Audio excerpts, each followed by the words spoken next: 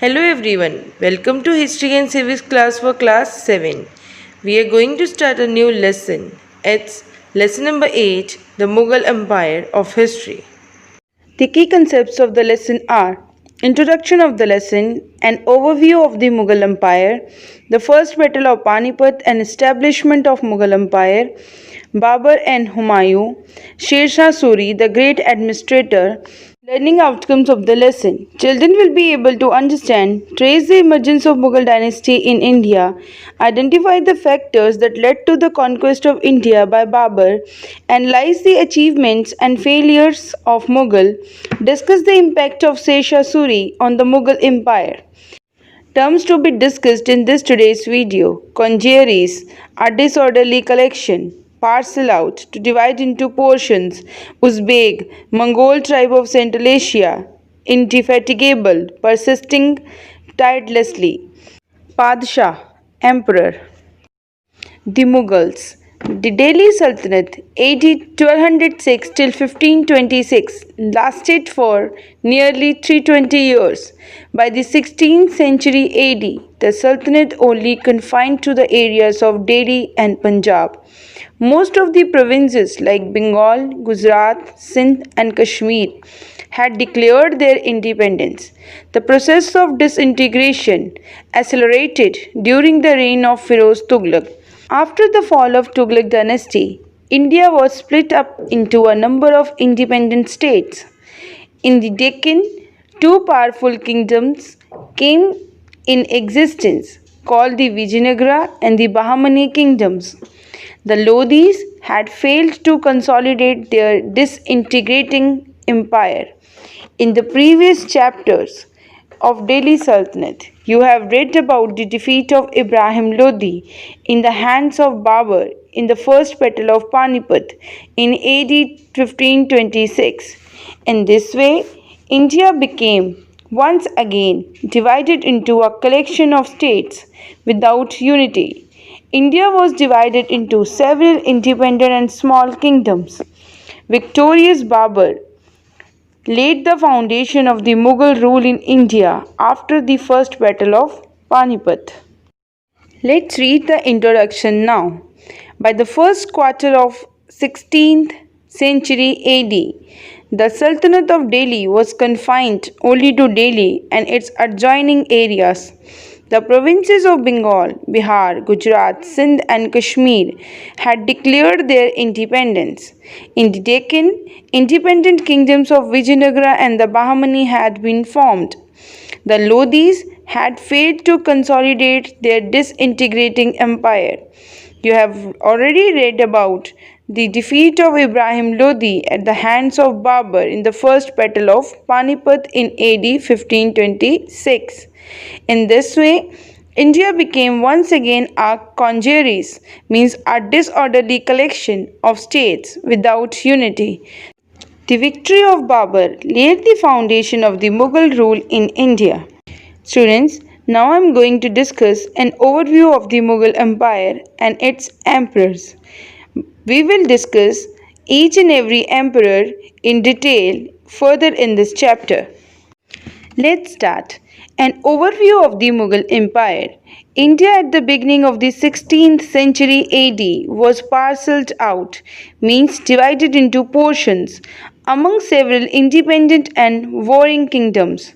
The Lodi dynasty was losing its grip, and the warring states. Warring means group of people in conflict with each other were fighting amongst themselves to grab each other's territory. The first battle of Panipat, AD 1526, sealed the fate of Lodi dynasty once for all. According to Dr. Ishwari Prasad, the Battle of Panipat placed the empire of Delhi in the Babur's hand. The power of the Lodi dynasty was shattered to pieces and the sovereignty of Hindustan passed to the Chagatai Turks. In the beginning of the 16th century AD, India was divided into several independent kingdoms. The states were fighting amongst themselves to grab each other's territory, to grab each other's kingdom. In the first battle of Panipat, Ibrahim Lodi defeated and Babur laid the foundation of the Mughal rule in India. Babur, whose full name was Zahiruddin Muhammad Babur, was a conqueror from the Central Asia who, following a series of setbacks, finally succeeded in laying the basis for the Mughal dynasty in the Indian subcontinent and became the first Mughal emperor. He was born on 14th Feb 1483 in Uzbekistan. He died in 26 December 1530 in Agra. Full name Zahiruddin Muhammad Babur. He was buried in the gardens of Babur in Kabul, Afghanistan. Let's continue. After Babur's death, his eldest son, Humayun, succeeded him to the throne at Agra. According to R.P. Tripathi, his Humayun's political calculations were defective. They clearly show that he was neither a good judge of men and their motives nor of political situations and administrative problems. Humayun Mirza Nasiruddin Beg Muhammad Khan Humayun or Humayun was the second emperor of the Mughal Empire who ruled over territory in what is now Afghanistan, Pakistan and parts of northern India from 1531 till 1540 and again from 1555 till 1556. He was born on 17th March 1508 in Kabul, Afghanistan. He died on 27 January 1556 in Delhi. He was buried in the Humayun's tomb in New Delhi. Humayun was succeeded by his son Akbar. According to Stanley Lane Poole, Akbar was noblest king that ever ruled in India. He was the true founder and organizer of the Mughal Empire. He represents the golden age of Mughal Empire. Abul Fath Jalaluddin Muhammad, popularly known as Akbar and later he was known as Akbar the Great, was a Mughal emperor from 1556 until his death.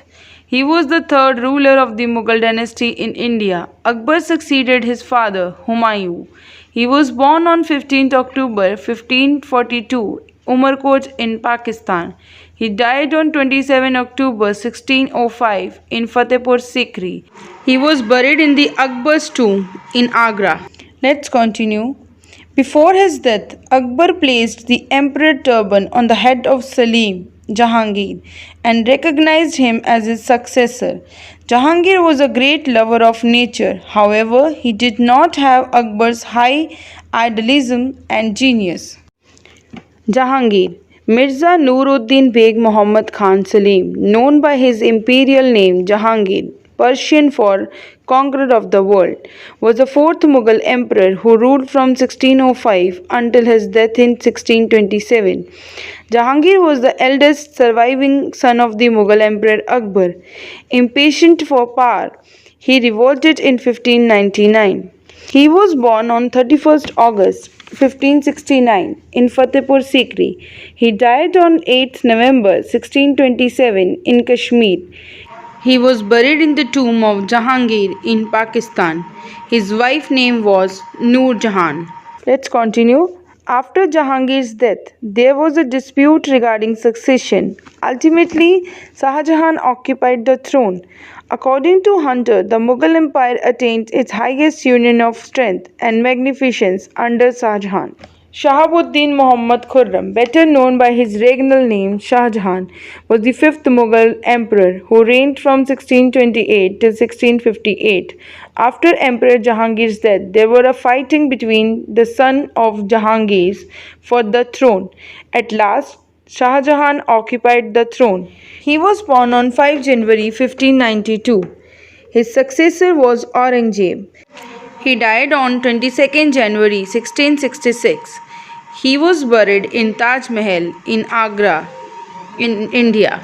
Shah Jahan fell ill in AD 1657 and the struggle for the succession started among his four sons. At the end of this struggle, Aurangzeb succeeded and became the Mughal emperor in AD 1658. However, the Deccan policy of Aurangzeb ruined him. After the death of Aurangzeb, the decay of Mughal empire hastened, means started quickly. Abul Muzaffar Muhyiddin Muhammad, commonly known as Aurangzeb or by his regional title Alamgir, was the sixth and the widely considered the last effective Mughal emperor. He ruled over most of the Indian subcontinent during the some parts of his reign, which lasted for 49 years from 1658 until his death in 1707. He was born on November 3, 1618 in Dahod in India.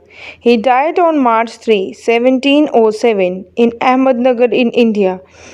He was buried in the tomb of Aurangzeb. He reigned from 31st July 1658 till 3 March 1707. Let's recall all the great Mughal emperors.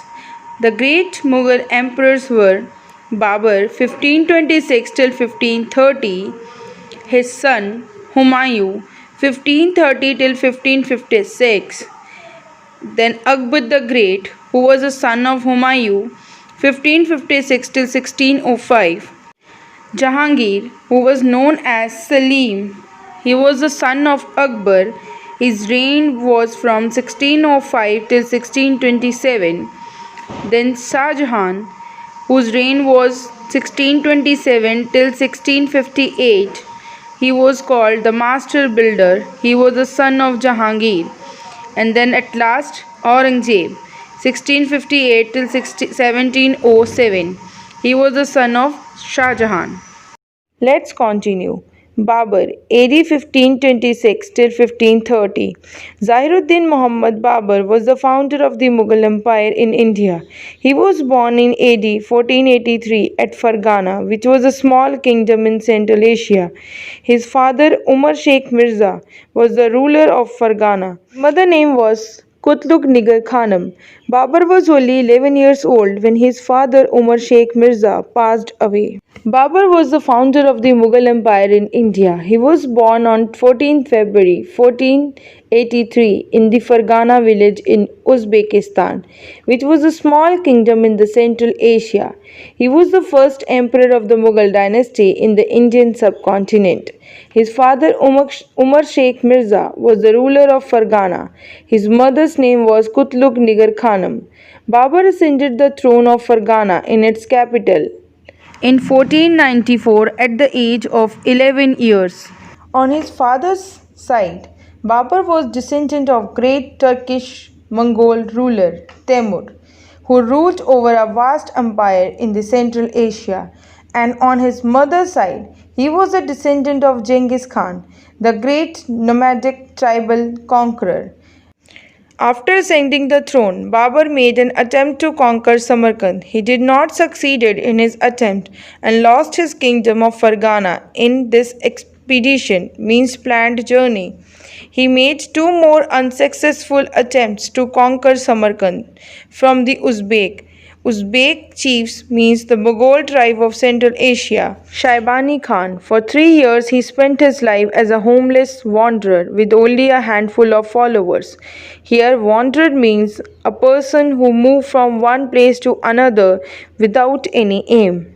When his father Umar Sheikh Mirza passed away after ascending the throne, Babur made an attempt to conquer Samarkand. He lost Fargana in his first attempt. In his attempt to reconquer Fargana, he lost control of Samarkand. In 1501, his attempt to recapture both the regions failed when Muhammad Shaibani Khan defeated him. Muhammad Shaibani Khan was a Uzbek chief. After losing Samarkand for the third time, he spent his life as a homeless wanderer for 3 years with only a handful of followers. In AD 1504, with his determination and indefatigable spirit, means persisting tirelessly, Babur occupied Kabul and Ghazni. In AD 1507, he assumed the title of Padshah, means emperor. As a king of Kabul, he undertook 4 expeditions into the territory of India. At this time, Ibrahim Lodi was the ruler of the Delhi Sultanate. In AD 1524, Babur was invited by Daulat Khan Lodi, the governor of Punjab, who wanted to depose Ibrahim Lodi. Babur, who had heard a lot about the enormous wealth of Hindustan, seized, means captured, this golden opportunity, he crossed the river Indus, occupied Punjab, and returned to Kabul to make the preparation for an attack on Delhi. In 1507, he assumed the title of Pasha, Emperor. After that, he turned his attention towards India. At that time, the Indo-Gangetic plains of Indian subcontinent ruled by Ibrahim Lodi of the Afghan Lodi dynasty. In AD 1524, Babur was invited by Daulat Khan Lodi, who was the governor of Lahore during the reign of Ibrahim Lodi, the last ruler of Lodi dynasty. Daulat Khan wanted to depose Ibrahim Lodi. Babur, who had heard a lot about the enormous wealth and mineral resources of India, he grabbed this golden opportunity of conquering the wealth of India. He crossed the river Indus and occupied Punjab and returned back to Kabul to make preparation for an attack on Delhi. Daulat Khan thought that Babur would just come and overthrow Ibrahim Lodi and returned back to his kingdom. But Babur defeated Ibrahim Lodi in the First Battle of Panipat in 1526 and formed a Mughal empire in India. This is the end of the today's topic. I hope you understood the topic. You are able to solve some exercises by yourself. Don't forget to learn the terms. I'll come with the next video. Thank you. Have a nice day.